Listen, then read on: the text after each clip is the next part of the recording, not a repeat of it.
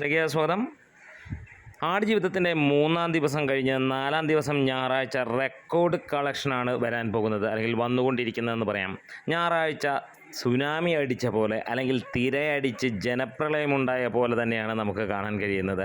1133 ഷോകൾ ട്രാക്ക് ചെയ്യപ്പെട്ടപ്പോൾ 2,70,75,000-ഓളം ജനങ്ങളാണ് കണ്ടത്.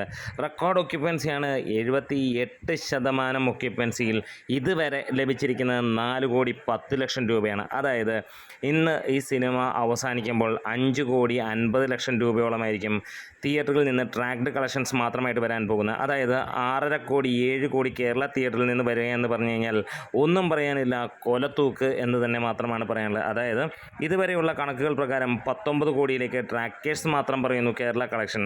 ഇതിനോടകം തന്നെ 3 ദിവസം കൊണ്ട് 50 കോടി ക്ലബ്ബിൽ ഈ സിനിമ കയറിയിരുന്നു. 4-ാം ദിവസമായ ഇന്ന് 20 കോടിയോളം കയറുമെന്ന് തന്നെയാണ് അനലിസ്റ്റുകൾ പ്രവചിക്കുന്നത്. അല്ലെങ്കിൽ 15-നും 20-നും ഇടയിലുണ്ടാവും എന്നുള്ളതിന് യാതൊരു സംശയവുമില്ല.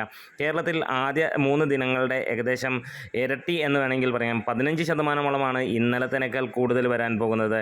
ഇന്നലെ ഏകദേശം 5 കോടിക്ക് അടുത്തായിരുന്നു ട്രാക്ഡ് കളക്ഷൻസ്, അതായത് 6 കോടിക്ക് അടുത്തായിരുന്നു ശരിക്കുമുള്ള ഗ്രോസ് കളക്ഷൻ വന്നിരുന്നത്. ഇന്നും 220-ഓളം ഹൗസ്ഫുൾ ഷോസുകളാണ് ട്രാക്കേഴ്സ് പറയുന്നതെങ്കിൽ നമുക്ക് ഉറപ്പിക്കാം 300-350-ഓളം ഹൗസ്ഫുൾ ഷോസ് ഈ സിനിമയ്ക്കുണ്ട് എന്നുള്ളത്. ഇന്ന് നമുക്ക് കാണാൻ പോകുന്നത് എക്സ്ട്രാ ഷോസും അഡീഷണൽ ഷോസും. എങ്ങനെ ടിക്കറ്റ് കിട്ടാനില്ല എന്നുള്ളൊരവസ്ഥ തന്നെയാണ്. അങ്ങനെ ഇവിടെ സർവ്വകാല റെക്കോർഡുകളും തകർത്തെറിഞ്ഞുകൊണ്ട് തന്നെയാണ് ബെന്യാമിൻ്റെ ആടുജീവിതം എത്തുന്നത്. പൃഥ്വിരാജും അമല പോളും വിനീത് ശ്രീനിവാസനുമൊക്കെ അടിച്ച് പൊളിച്ചിരിക്കുന്ന ഈ ഒരു സിനിമ നമുക്ക് ഒന്നേ പറയാനുള്ളൂ, ഇത് 16 വർഷത്തെ പ്രയത്നത്തിൻ്റെ ഫലം തന്നെയാണ്.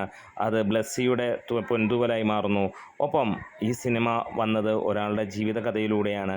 അദ്ദേഹം അനുഭവിച്ച അനുഭവങ്ങൾ, അല്ലെങ്കിൽ അദ്ദേഹത്തിൻ്റെ വിഷമഘട്ടങ്ങൾ എത്രത്തോളമായിരുന്നു എന്നുള്ളതിൻ്റെ 1% പോലും നമുക്കിതിൽ നിന്ന്